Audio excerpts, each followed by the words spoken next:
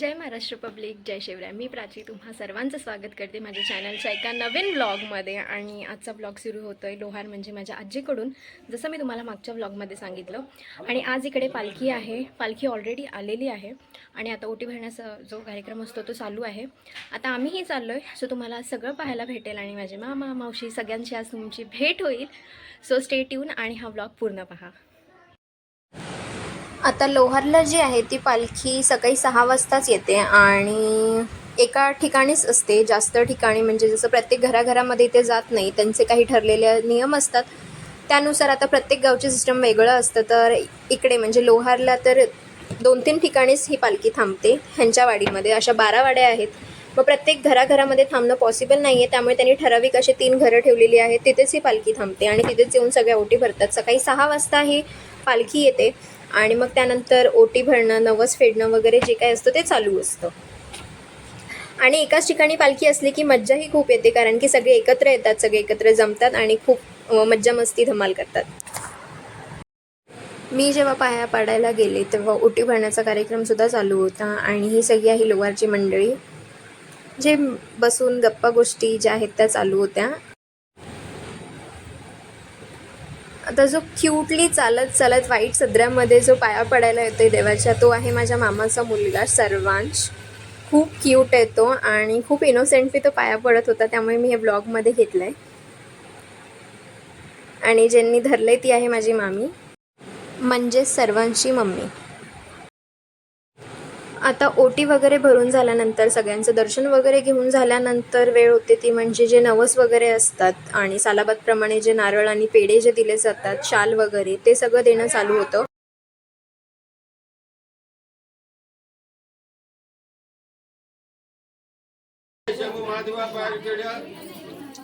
या ठिकाणी 5 दिवसांसाठी आपण या गावाबाहेर निघाला.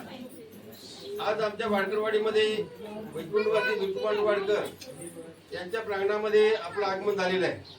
त्यांनी हयात असेपर्यंत या ठिकाणी आपली चांगली सेवा केली. त्यांच्या पंचदातांची मुलं या ठिकाणी सेवा करत आहेत. कुठल्या प्रकारे या ठिकाणी भासून देऊ नको. त्यांच्या कुटुंबामध्ये, त्यांच्या नोकरीमध्ये कुठल्या प्रकारचं काय अडचणी येऊ नको. जे काय असेल ती सेवा आहे ती त्या मान्य करून घे. कुठल्या प्रकारचं संकट कुटुंबावर, त्याच्या परिवारावरती, मुलावरती येऊन देऊ नको. ही त्यांची मागणी ते पूर्ण करावी. आणि आज या ठिकाणी आपण आला आहात, त्यामुळे या ठिकाणी सर्व बाळगोपाल या उभे राहिले किंवा त्यांच्या कुटुंबावरती कुठल्या आघात होऊ नये, परिवारावरती आघात होऊ नये, कुठल्या संसारावरती, कुटुंबावरती किंवा धन संपत्ती काय आपण म्हणतो त्या सगळ्या गोष्टी असतील त्याच्यामध्ये काय अडचण असतील ती दूर करावी. आणि आज या ठिकाणी त्यांचा नातू या ठिकाणी मानाचा जो नारळ घेऊन या ठिकाणी हार आणि 5-7 तोळे घेऊन राहिले तर तो मान्य घेऊन घे आणि त्याच्या श्रीमंत हात देतो. हर हर हर महादेव. जय श्री शिवराय महादेव. या ठिकाणी अनेकांनी आपले नवस आहे, काय सालाप्रमाणे असेल, काय नवस केले असेल का त्याचे या ठिकाणी आपल्या समोर मागणी ते गाराणे गायले त्या ठिकाणी आपण पूर्ण केलेलं आहे. काय अडचणी असतील त्या दूर करतात. आज या ठिकाणी रमेश भगवान वाडकर यांच्या मुलगी या ठिकाणी आपलं तोरण, फुलाचं तोरण घेऊन चार घेऊन उभे आहे. काय तिथं लग्न 28 तारखेला या ठिकाणी आपल्या लोहाऱ्यामध्ये आहे, बालाजीमध्ये. तेव्हा त्या ठिकाणी हे लग्न कार्य, शुभ कार्य या ठिकाणी ते सुलभ व्हावं, कुठल्या प्रकारे आड्याला येऊ नये आणि शुभ असलेले पाठिंबा ठेवावं. जेवढे या ठिकाणी हात उभा आहे ते पूर्ण करावे. कुठल्या वेळी आड्याला येऊ देऊ नको. ही ती मागणी आहे ती पूर्ण करणं. हर हर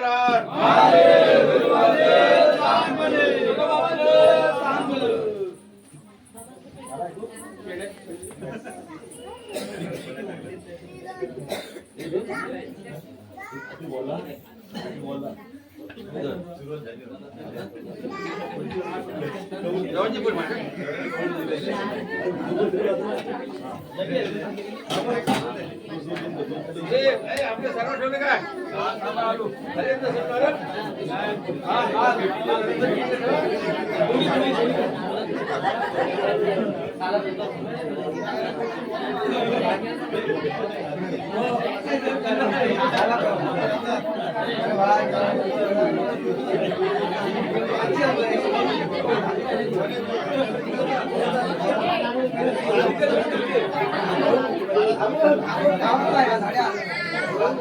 दूर करावेत आणि आतापर्यंत केले आहेत, याच्या पुढे सुद्धा आपण करणार आहात. तेव्हा जे काय आमच्या लोकसंख्या असतील, कुटुंब परिवारामध्ये आजारपण असेल, काय धनसंपत्तीच्या पैसा अडक्यामध्ये असेल किंवा काय अनेक गोष्टी असतात त्या सगळ्या दूर करण्याचं काम तुमच्या डोळे तुमच्या तुम्हाला आहेत. तुम्हाला सहन करायचं आम्हाला काही मानवाला दिसत नाही. तेव्हा आमच्या ज्या काही असतील त्या मनोकामना आमच्या महाराष्ट्राच्या असतील, आमच्या कुटुंबाच्या असतील, आमच्या चाकरमान्यांच्या असतील, त्या सर्व पूर्ण कराव्यात. काय अडचणीची काम आपली राहिले असतील ती पूर्ण न्यावी आणि जी काय नवीन कामं जी काही प्रस्ताव असतील ती पूर्ण करावी. ही जी मागणी आहे ती आपण या ठिकाणी पूर्ण करावी. आणि कुठल्या पण आजारपण असेल, शारीरिक दुखणं असेल, कुठले काय असेल ते सुद्धा आपण डॉक्टर वैद्य होऊन दूर करावं. ही मागणी सर्वांची पूर्ण करावी.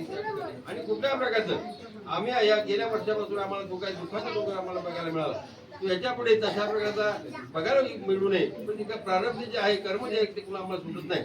त्याच्याबद्दल आपण पाठीशी उभं राहावं ही आमची सर्व प्रार्थना म्हणे. हर हर महादेव.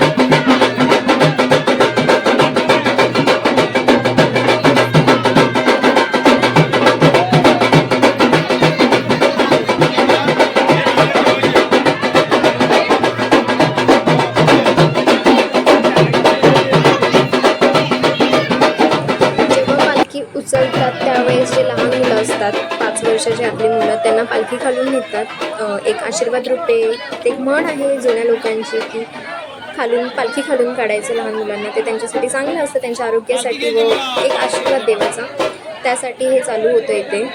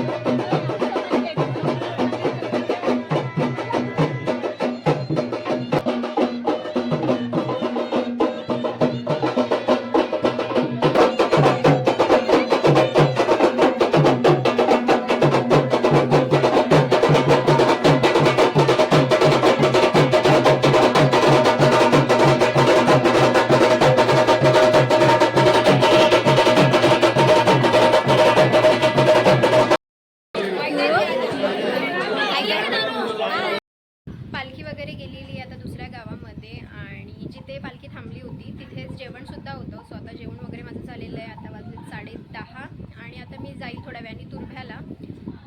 सो त्याआधी मी घरातलं काही शूट केलं नव्हतं. कोण कोण आलं आहे तर आज तिथे सगळे जेवायला गेलेत. आता इथे फक्त देवांश इकडे.